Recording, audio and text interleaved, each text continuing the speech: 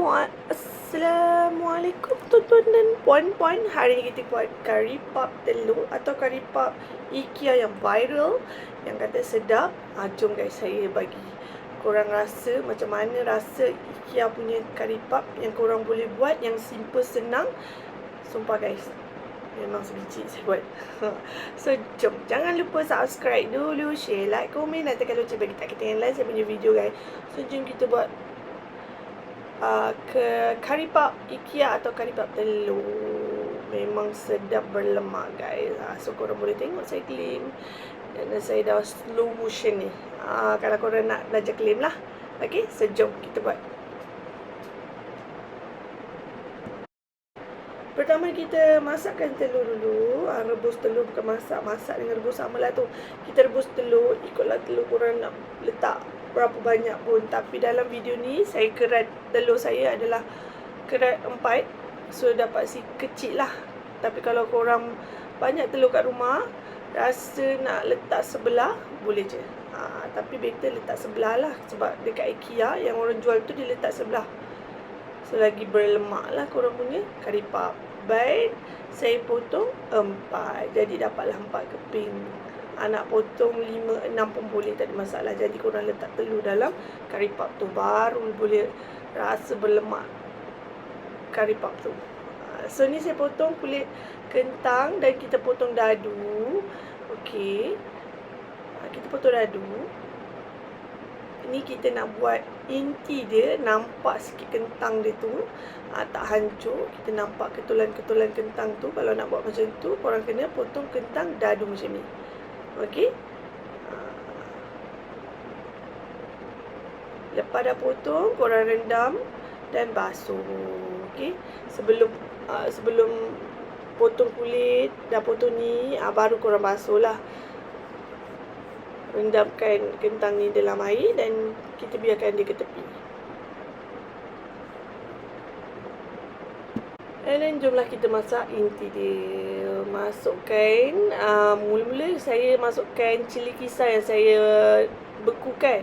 Saya dah siap bekukan, letaklah sedikit dalam 2 sudu macam tu. Kalau nak pedas boleh letak 5 ke 10 sudu. Kalau nak pedas lah inti korang. Ni saya buat tak pedas, saya letak 2 sudu makan je. Bawang besar saya letak dalam 1 biji besar macam tu. Kalau korang suka bawang tu lebih, boleh je lebihkan. Dan baru saya masukkan minyak sedikit untuk saya tumiskan bawang ni bagi harum. Tumis bawang dan cili dulu sampai naik bau.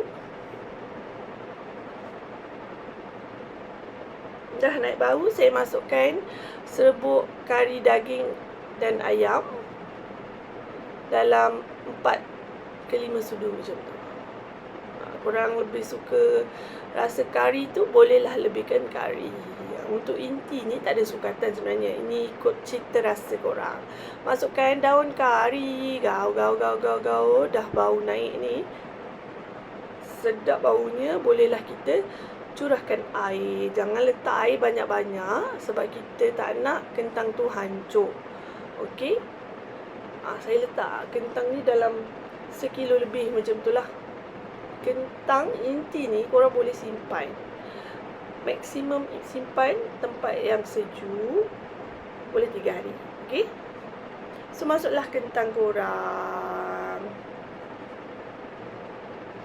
Kita nak buat inti ni nampak kentang tu ada seketul-seketul.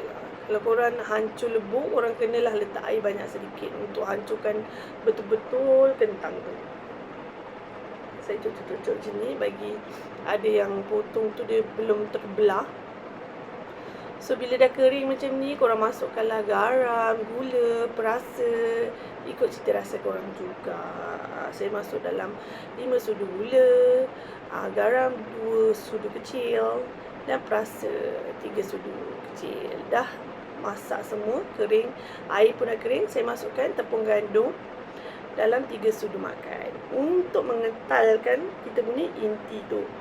Bagi letak dekat kita punya kuih, inti tu tak mengeluarkan air, sebab dia ada tepung. Rasa tepung ke tak? Lepas korang masuk tepung ni, korang masaklah inti ni betul-betul sampai tepung tu hilang. Janganlah korang gaul sampai tepung tu dah tak nampak, korang terangkan. Tak, masaklah sekejap. Bagilah tepung tu masak dekat inti tu.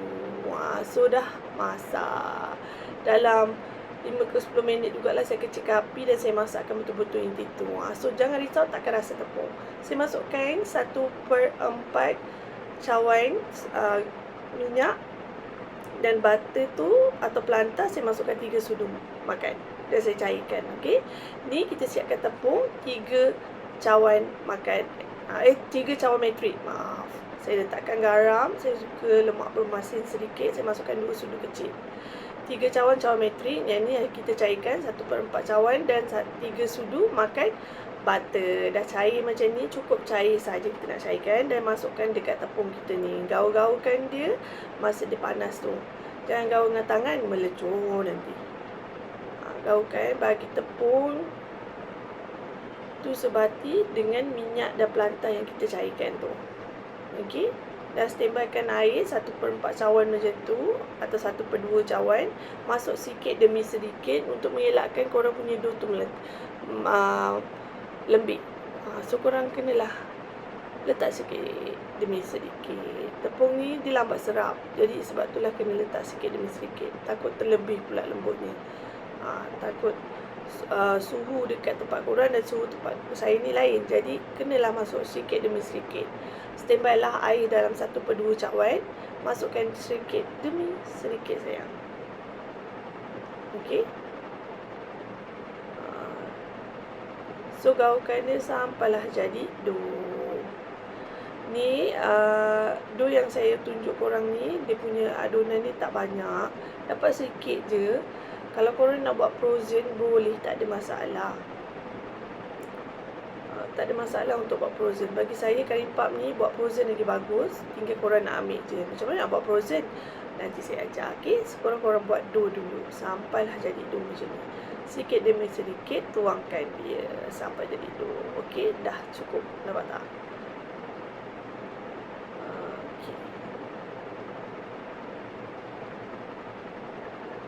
Okey, so ni kita rehatkan dia dalam plastik, kedap udara, jangan bagi dia kena angin. Sebab tepung ni kalau kena angin dia mengeras. Jadi kita nak rehatkan dia dalam plastik. Dan saya pegang ni, kalau korang tak nak tangan korang melekat macam tangan saya kat dalam ni, korang pakai air sejuk bila korang nak bancuh tu. Nanti korang punya tangan tak melekat. So ni telur dah saya rebus dan saya buang kulit dan saya potong 4. Besar 4 macam tu. Tapi kalau nak ikut IKEA betul-betul atau jualan dekat luar tu dan korang nak rasa korang punya curry puff tu berlemak, korang potonglah 2 lagi berlemak guys, korang punya telur. Okey, so kita bolehlah kita rehatkan dulu 15 minit tepung baru kita guna. Okey guys, masa korang nak guna tepung yang lebih tu masuk dalam plastik, jangan kena angin. Okey, time nak ambil baru korang buka plastik tu. So ni kita canaikan dia, main dengan tepung. Jangan terlalu banyak tepung, insya-Allah tak melekat pun. Cukup kita nak bagi syarat untuk dia tak melekat sahaja. So ni letak kat dalam acuan curry puff. Saya lebih suka letak acuan curry puff, dia lebih nampak kemas dan cantik. Dan kalau korang buat macam ni, korang lebih dapat banyak berbanding korang tak perlu ada acuan dia. So ni ambil telur buat macam ni, nampak tak? Dan tutup. Sebabkan saya nak claim, saya tak perlulah guna air untuk tutupkan dia. Cukup saya claimkan dia. Macam mana nak claim? Saya nak belajar ni masa saya sekolah lagi. Kena selalu praktis, insyaAllah mesti senangnya.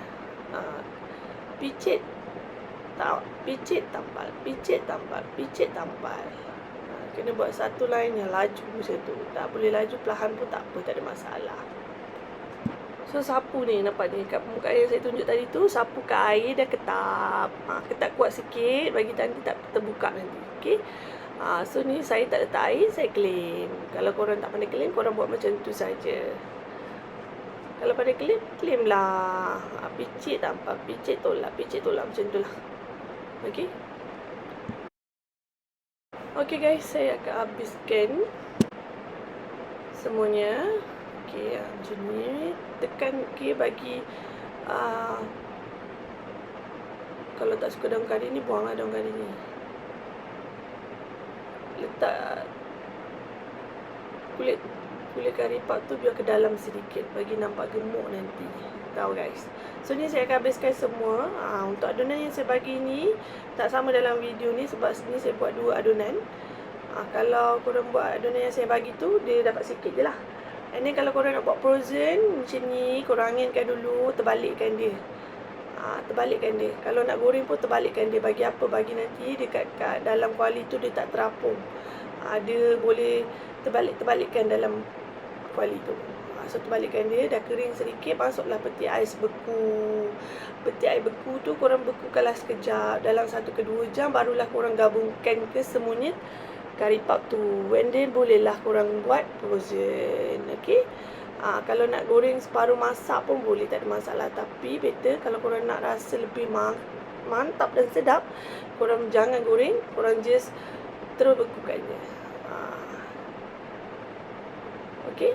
So kita bolehlah gorengkan dia. Nak goreng, nak makan, baru goreng. Macam tu. Dia tetap sedap sama macam korang baru buat. Kalau korang tak goreng dia separuh masak. Okay, so kita goreng api. Mula korang buka api biasa. Dah panas tu korang kecilkan api, dah masukkan. Kalau korang suka kari pap korang tu berbiji-biji mula tu, korang kena api yang kuat. Kalau korang nak kari pap macam yang saya buat ni, panaskan api dan kecilkan api bila korang nak masuk kari pap.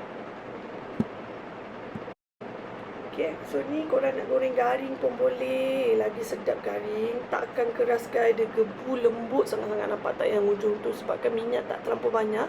Dia kelepek lah. Kalau nak korang punya cantik bulat macam ni, kena goreng dengan minyak yang banyak. Kalau tak ada minyak yang banyak sangat pun tak apa. Gorenglah sedikit demi sedikit. Yang separuh tu saya buat frozen. Saya keraskan dalam peti ais dulu. Dan keras baru saya satukan dia dalam satu bekas. Begitulah. So ni hasilnya kari pap IKEA atau kari pap telur berlemak. Sumpah guys, berlemak sangat-sangat panas ni. Dan rasa dia kita makan, bila ada telur dekat kari pap kita ni, rasa dia lain sangat-sangat. Lagi berlemak, nak kulit pun lembut. Gebu sangat-sangat guys. Dan rangup dia. Orang yang tak ada gigi, jangan risau, boleh makan guys. Macam mana nak tahu? Korang buat lah, baru kau tahu. So guys, sama macam mana, kita jumpa next video. Assalamualaikum, bye.